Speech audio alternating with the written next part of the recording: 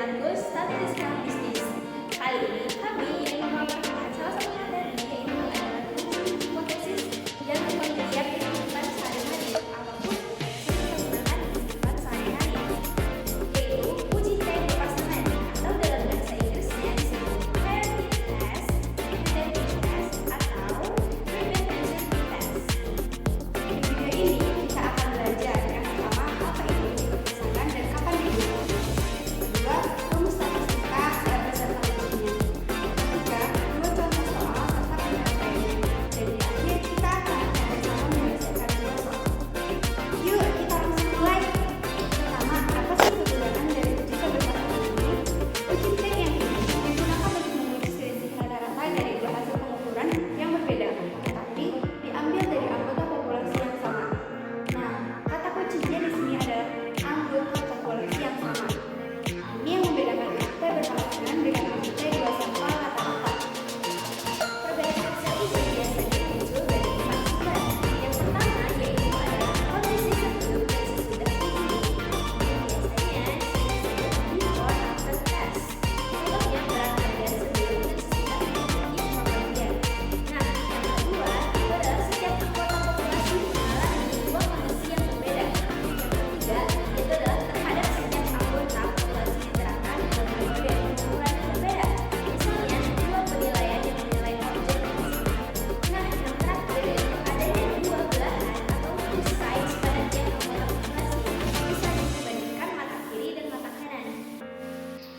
Jadi intinya secara teknis terhadap setiap sampel yang dilakukan dua kali pengukuran.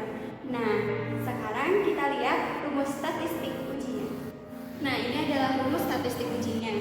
T sama dengan D bar. Nah, D bar ini sebagai rata-rata selisih dari ukuran sampel dikurang D0. Nah, D0 ini sebagai selisih ukuran sampel yang sudah dihipotesiskan per SD. Nah, SD ini sebagai simpangan baku dari selisih tersebut per akar N. Nah, akar N ini sebagai ukuran sampelnya.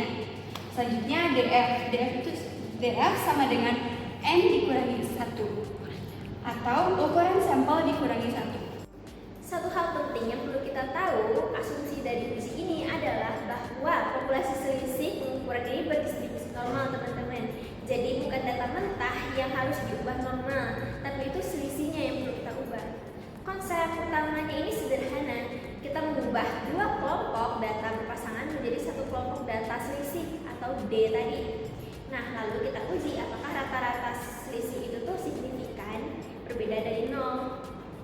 Nah, sekarang kita masuk ke contoh soal pertama. Suatu pusat kebugaran menyediakan program khusus penurunan berat badan kepada para pelanggan yang mengikuti program itu. Untuk memeriksa apakah benar program tersebut berhasil mengurangi berat badan, dilakukanlah sampling terhadap 10 orang peserta program itu. Sebelum mengikuti program itu, berat badan masing-masing peserta sudah diukur. Kemudian, setelah selesai mengikuti program itu, berat badan mereka kembali diukur. Berikut ini adalah hasil pengukuran terhadap 10 orang peserta, yaitu BB sebelum dan BB sesudah. Jadi di sini ada 10 sampel yang tadi sudah dibilang. Andrew, BB sebelumnya itu 82 dan BB sesudahnya itu 78. Sedangkan ini yaitu adalah 90 dan BB sesudahnya itu adalah 85. Dan Chandra itu adalah BB sebelumnya 88, sesudahnya 80. Sayang, BB sebelumnya 100, BB sesudahnya itu 95. Lalu Nia itu adalah 88 sebelumnya, sesudahnya itu adalah 88 juga, jadi lebih kurang. Lalu di sini ada Budi, BB sebelumnya 79, BB sesudahnya 78. Di sini ada Agus, BB sebelumnya itu 102, BB sesudahnya itu 90. Kaila di sini BB sebelumnya 75, BB sesudahnya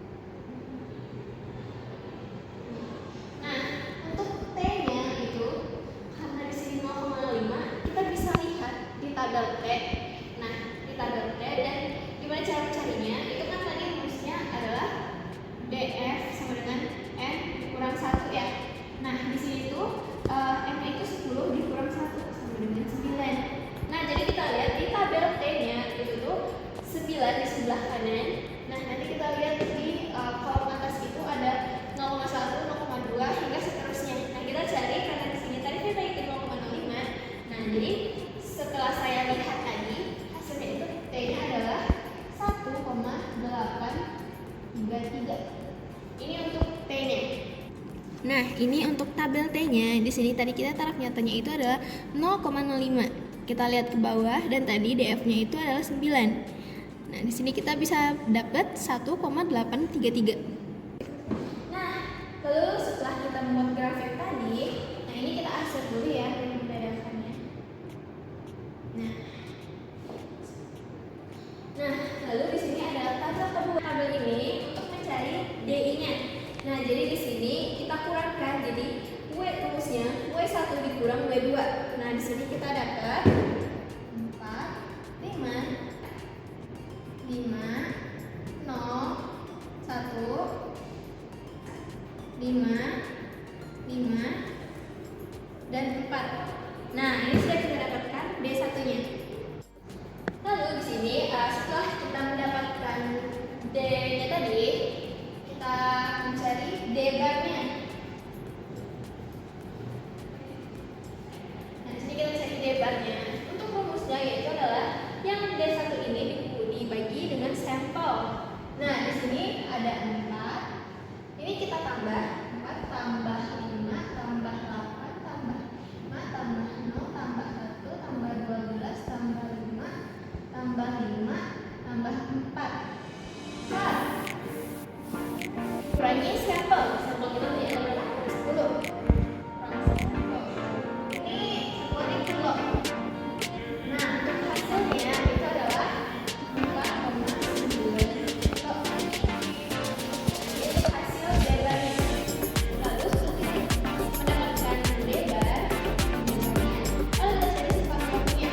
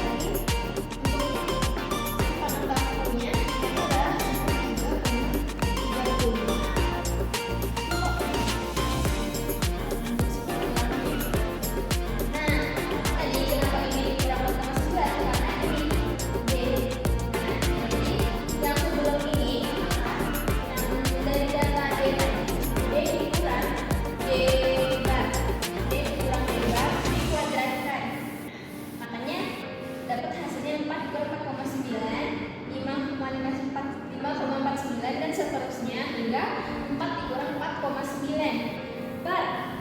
Nah, ini rumusnya F dikurang 1. Jadi 10 dikurang 1 dapat hasilnya 3,35. Lalu setelah kita dapat D bar sama simpangan bakunya tadi, kita langsung bisa menyelesaikan uji T yang tadi, yang ini rumusnya. Jadi di sini T sama dengan kita masukin D barnya berapa? D-barnya itu adalah 4,9 kilo dikurang 0 karena D0 dikurang simpangan bakunya 3,35 ya, 3,35. Satuannya kilo juga per akar 10 karena sampelnya ada 10. Nah, setelah itu dikira jumlahkan, nanti itu dapat hasilnya saya tidak bisa ke sini yaitu adalah 4,625. Itu lebih besar dari yang tadi 1,833. Nah, tadi T-nya 4,625 itu lebih besar dari 1,833. Makanya kita ke sana. Nah, di sini angka pengelapan di sini adalah 4,625. Nah, di sini jadi 1,83 mentoknya itu di 4,625 lebih besar.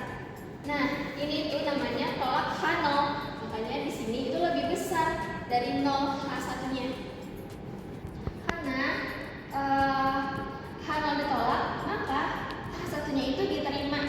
Nah, jadi rata-rata berat badan sebelum program diikuti secara signifikan itu lebih besar dari rata-rata berat badan setelah mengikuti program ini. Nah, jadi program tersebut itu efektif dalam mengurangi berat badan pesertanya. Nah, jadi kesimpulan dari contoh 1 ini adalah rata-rata berat badan sebelumnya program secara signifikan lebih besar dibandingkan sesudah program. Artinya, program tersebut efektif dalam mengurangi berat badan pesertanya. Nah, sekarang mari kita lanjut ke contoh kedua. Kali ini kita akan lihat uji tembak pasangan dari dua arah atau two-timer. Contoh soal yang kedua yaitu suatu studi membandingkan bagaimana dua buah perusahaan memberikan kredit yang perusahaan PTH dan PTB berbeda dalam hal menghasilkan nilai barang tersebut. Nah, maka dilakukanlah sampling terhadap 8 orang calon debitur. Berikut adalah hasil penilaian barang ampunan oleh kedua perusahaan pemberian kredit tersebut dalam jumlah rupiah. Calon debitur. Nah, di sini ada 3 kolom. Ada kolom calon debitur, PTA, dan juga PTB. Alan di PTA itu 18,7, sedangkan di PTB 19,2. Bernie di PTA itu 20,3, di PTB 20,0. Diana 23 di PTA, 23 di PTB. Farhan 24,2 di PTA, 25,0 di PTB.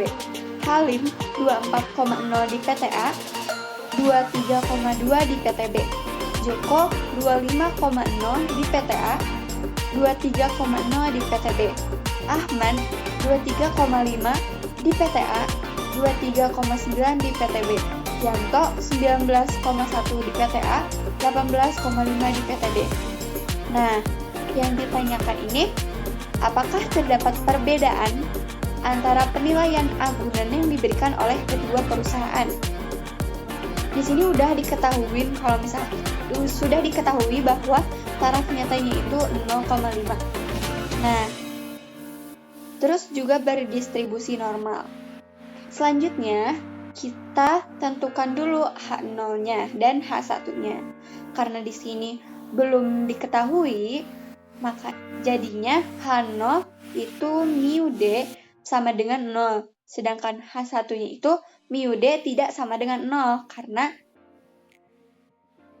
terus taraf nyatanya itu alfanya itu sama dengan 0,05 atau 5%. Selanjutnya kita melakukan statistik ujinya. Karena ini tidak sama dengan, jadinya kita akan melakukan pengujian dari kedua sisi. Nah, taraf nyatanya itu kan 0,05. Nah, kita bagi 2 karena ada di kedua sisi. Jadinya 0,025. Nah, kita lihat 0,025 ini di tabel T yang statistika. 0,025 yang mana? Oh, ini. Nah, selanjutnya kita akan melakukan perhitungan dari DF. DF-nya itu rumusnya DF sama dengan N dikurang 1. Nah, karena di sininya ada 8, kita akan tulis di sini dulu 8. Oke, 8 DF sama dengan 8 dikurangi 1. Hasilnya 7. Nah, berarti 0,025 kan? Ini kan 0,05 dibagi 2 itu 0,025. Terus kita cari di tabel statistikanya, tabel T-nya. 7. Kita lihat di sini 7. Terus 0,025. Nah, kita ketemu nih angkanya 2,365. Oke. Tulis di sini di kedua sisi. Karena di sisi kiri, kalau di sisi kanan itu positif, kalau di sisi kanan itu negatif. Tulis kayak gini aja gitu. Nah, setelah itu kita buat tabel yang tadi. Tabel PTA itu, tabel di PTA itu 18,7. Nah, sedangkan di PTB itu 19,2. Nah, kita itu kurangin ini. Hasilnya jadi minus 0,05. Selanjutnya juga yang di bawah 0,03, 0,3. Di bawah juga 0,0, min 0,8, 0,8, 2,0, min 0,4, dan terakhir 0,6. Nah, ini adalah perhitungannya. Terus kita buat di rumus debar ini. Kita cantumkan nomor-nomor atau angka-angka yang ada di DI. Kita cantumkan nomor DI. Terus, karena N-nya 8, kita cantumkan juga di sini. Setelah itu, kita hitung. Jadi, hasilnya itu 0,25 juta. Gitu. Setelah kita menghitung debar, selanjutnya kita menghitung SD-nya. Nah, SD-nya itu akar dari angka DI dikurangi 0,25 atau hasil dari debar ini. Selanjutnya dipangkat 2 kan. Terus ditambah-tambah. 0,3 dikurang 0,25 dipangkat 2. Per N dikurangi 1, 8 dikurangi 1, hasilnya 7. Lalu kita hitung, dan hasilnya itu 0,90 juta. Kita melakukan penghitungan dari debar dan SD-nya, kita hitung T-nya. T sama dengan debar dikurangi 0. 0 ini angka dari H0 sama H1-nya. Jadi, karena belum diketahui, kita tulis 0 per 0,9010 per akar 8. 0,90-nya itu dari nilai SD-nya. Nilai dari SD-nya. Akar 8 ini nilai dari para setiap calon debiturnya. Hasilnya 0,786. Jika kita gambarkan melalui grafik, ini seperti ini. Ini yang disebut dengan two toiletnya.